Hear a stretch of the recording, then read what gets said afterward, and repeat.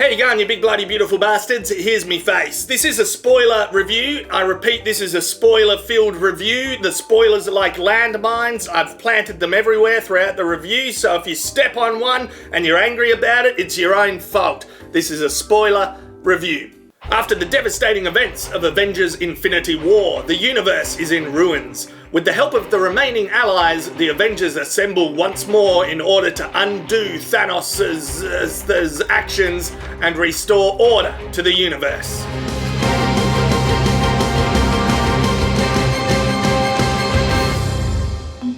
Let me say, the only thing that pissed me off about this movie was having to go to the cinema to see it. It's booked out for like 3, 4, 5 days. I could only get a seat right in the corner. I'm a plus 30 adult with an 8-month-old baby at home. It's not fucking easy going out to the cinema anymore. I'm in there with like a bunch of teenagers, and I don't mind teenagers. I'm not racist towards teenagers. I was a teenager once, but to be honest, I think the plus 30 parent audience is severely underserved by the movie industry. I'd be happy to pay 20, 30 odd bucks to buy it on Apple TV or Google Play and watch it on the fucking 4K TV I put downstairs, I mounted on the wall in the house. I'd like the option to put the captions on too, because actors mumble. Film actors mumble. They're not like YouTubers who yell or theatre performers. They're like artsy and shit. They're like, and I'm like, anyone else want the captions on? Anyone want the fucking projectionist? Can you put the captions? Do you have a captions option? Just put the English captions on. I want to read it as well. I'd like that option. I would love that. I would love that fucking option. You know, if I have to hear Spielberg go on about the magic of watching a movie with the general public one more time, I'm going to chuck a bigger wobbly than what I'm chucking now. And this is a pretty big wobbly. Steve-O, get your hand off it. You haven't watched a movie with the general public for 20, 30 odd bloody years. When someone's opening a chip packet right behind your ear, you want to go home. You want to be at home watching it. When there's people with, 3, 4, 5 people with phone lights on scrolling, you want to be at home. Because the only person I want to be telling to turn off their phone is me missus next to me in the opening titles. And that takes 2 or 3 goes. Now I'm in charge of all these wankers? No, fuck that. Fuck that. Anyway, fantastic movie. Really a great film. Everyone involved landed that plane. I sound like an old bastard because I guess I am. I'm becoming that. But it is an event. It is a spectacle. And I mean that in the best possible way. People are really keen to get out there and see this as quickly as possible and to know the outcome of Infinity War. And that's a great thing. It's 4 out of 5 or whatever. It's at least 4 Cooper's Pale Ales out of 5. The first hour of the movie was great. I think the first hour was my favourite because it was quite lo-fi. It was dramatic. I mean, Thanos succeeded. He wiped out half the population on a planet, and that's a big deal. So I'm glad that this movie treats it like a big deal. The characters really have time to breathe. We're exploring themes of loss and grief and hope and what if you were given a second chance to bring someone back? And that's juicy as fuck. Jeremy Renner's character Hawkeye gets a lot of substance in this one. Robert Downey Jr. as Iron Man. I mean, yeah, trying to move on and have a kid and have a family and live that life. That's super emotional and interesting. Thor is fucking tragic. It's comedic. It's sad and it's comedic, which we are used to in Marvel films. Characters like Hulk, Ant-Man, they keep up the comedy in this. But yeah, Thor is...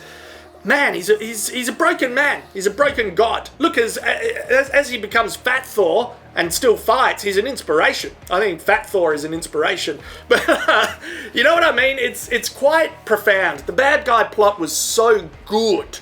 It still lifts this whole film because it was the main thing that really lifted Infinity War was that Thanos was so good. And although he's not in this that much, I don't really mind because he succeeded. He got what he wanted. So that devastation and exploring that devastation is really nice. It's kind of a cautionary tale in a way. Infinity War and Endgame have this dystopian sci-fi cautionary tale vibe to them. With Earth's population growing, will someone or something wipe out a really large number of people in future? And then how do you pick up the pieces? How do the rest of the people pick up the pieces and move on from that? It's massive to think about. This was mostly Tony Stark's story and Captain America, but yeah, Tony Stark, Iron Man, he had the most to lose with having a kid and trying to move on and becoming the most selfless in the end there. So it was like one last big journey with Tony Stark as well. Now Robert Downey Jr.'s gone, fuck it, I don't want to do it anymore. And he delivered. It's so good. It is really so good. That's where most of the emotion is with the Iron Man character. I was moved by his death. As I said, I'm a bit vulnerable and sleep deprived with a baby in the house, so I can get teary faster these days. And yeah, he got me a couple of times. I'm like, God damn it, Daddy Jr. And I'm trying to hide in my corner away from the teenagers and yelling to turn the captions on. No, it's mostly his story, and I'm totally cool with that because Downey Jr. is fantastic. Outside of characters and themes, I mean, everything else pretty much delivers.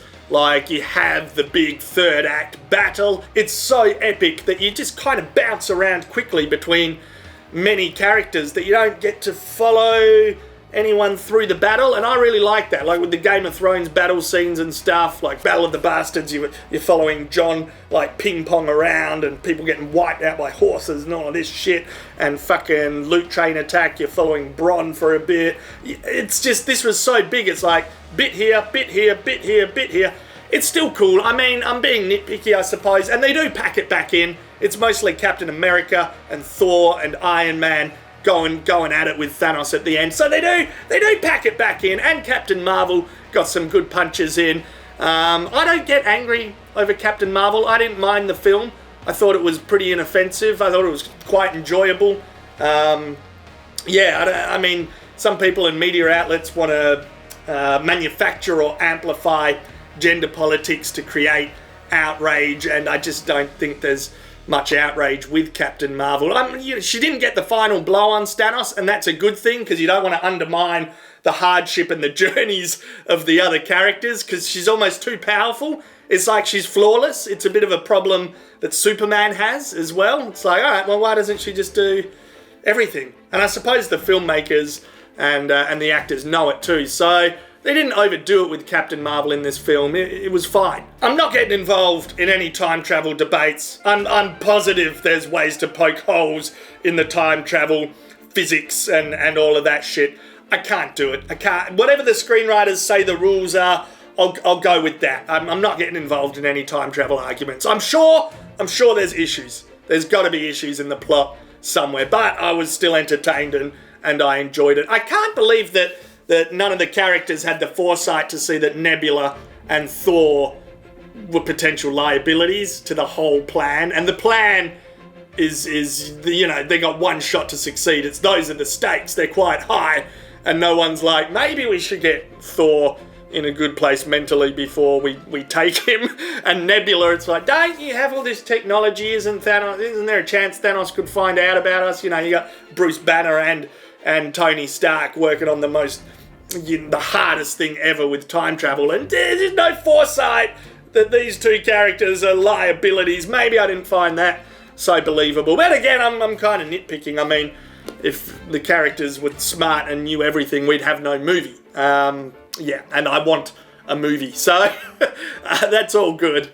Overall, one of the best bad guy evil plans in modern cinema. Robert Downey Jr. kicking it in the dick. Themes of hope, loss, grief, quite well explored, and some fantastic action moments and action beats in the third act equal a highly satisfied Ozzy man. Yeah, it's a ripper. Let me know what you guys reckon in the comments as well. If you want to argue about time travel, go for it. You can argue about time travel. But yeah, let me know what you guys reckon as well. And hey, my channel's 5 years old as of, I think, yesterday. It turned 5 years old, April 24, 2014. So I can high five for that. High five. I haven't planned anything special in terms of a 5-year anniversary video. I guess this is it. Doing a movie review is like vintage Ozzy man. The movies and TV reviews on this channel is my heritage. So yeah, happy 5-year anniversary to me. And you guys have a great day, all right? Have a great weekend. If you're looking for a film to watch on Anzac Day, anyone in New Zealand and, you know, this Anzac Day and the coming days and just the Anzac time, watch These Shall Not Grow Old. Peter Jackson colorized all this World War I footage, and it's incredible. Okay, anyway, look, I'm going to fuck off. I'm just got verbal diarrhea now. Yeah, have a great day. See ya.